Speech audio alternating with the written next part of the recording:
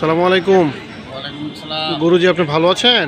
আলহামদুলিল্লাহ, আমার মহান মসজিদের উছিলায় আল্লাহ পাক আমাকে রাখছে আমার মা বাপের নেক দোয়ায় এবং অলিদের কদমে আছি, তাই আল্লাহ পাক আমাকে ভালো রাখছে, সুখে আছে। গুরুজি, আপনার কাছে একটা বিষয় একটু জানার ছিল। সামনে তো হজের মৌসুম, হজের সময়টা চলে আসছে খুবই নিকটে। হজ সম্পর্কে যদি একটু বলতেন দর্শকের উদ্দেশ্যে। আপনার প্রশ্ন সঠিক। আজকে আমার কাছে যে ধরনের কথা জিজ্ঞাসাবাদ হয়েছে, ওই বিষয়টা হলো হজ নিয়ে কিছু কথা বলা। এখন বড় হজে যাবেন, সামনে বড় হজ। এই হজের টাকাগুলি হালাল হতে হবে। হজের টাকাগুলি সম্পূর্ণ নিজের পরিশ্রমের টাকা হতে হবে।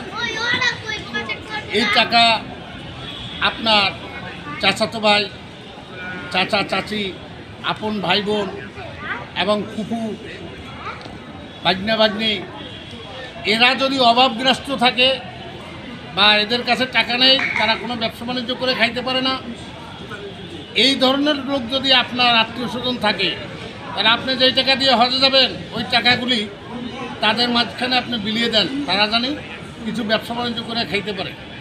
আল্লাহ চায় আপনার হজ কবুল হয়ে যাবে। আর যারা এ ধরনের নাই, হজে যাবেন, সমাজের বিত্তবান লোক, আপনি আপনার জন্য সব কিছু গুছাইয়ে আপনি যদি আল্লাহর কাবা ঘরে যান, দেশ সফর করা সুন্নত আর হজ হলো ফরজ।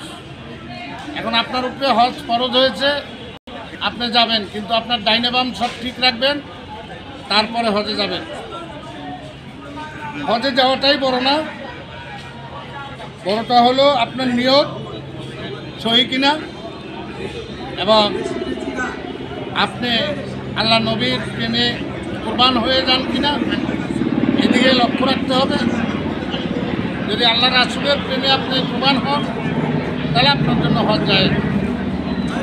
তাই খেয়াল রাখবেন, আপনার আত্মীয় স্বজনের ভিতরে যদি কেউ হতদরিদ্র থাকে, তাকে আপনি রেখে টাকা পয়সা দিয়ে হজ করতে গেলেন, ইহা কিন্তু সঠিক না। আর হজের থেকে আপনি সোনা দানা কিনে আনলেন, হাজী সাহেব নাম খেলাইলেন, এই ধরনের হজ না করাই উচিত। তাই মনে রাখবেন, হজে যাবেন, একদিকে সুন্নত, একদিকে ফরজ, দুইটাই আপনি পরিপূর্ণভাবে পালন করে আসবেন। আপনারা সহিশুদ্ধভাবে হজের নিয়ত রাখছেন যারা, সকলের উদ্দেশ্যে বলবো, আপনার মা বাপ, ভাই বোন, আত্মীয় স্বজন, পাড়া প্রতিবেশী, চাচা ফুফু, ফুফাতো ভাই বোন, এমনকি ভাগ্না ভাগ্নি, সকলের হক আদায় করে আপনি হজের দিকে গেলে আল্লাহ চাহে আপনার হজ কবুল হবে। এই বলে এখানেই রাখছি আজকের মতো। আমার কাছে যে প্রশ্ন, মনে হয় আপনি জবাব পেয়েছেন। এর সম্পূর্ণ শরিয়াত দৃষ্টিকোণ থেকে বলা হলো। আমিন সুম্মা আমিন। আসসালামু আলাইকুম ওয়া রাহমাতুল্লাহি ওয়া বারাকাতুহু। ইয়া মুর্শিদুল আল্লাহ।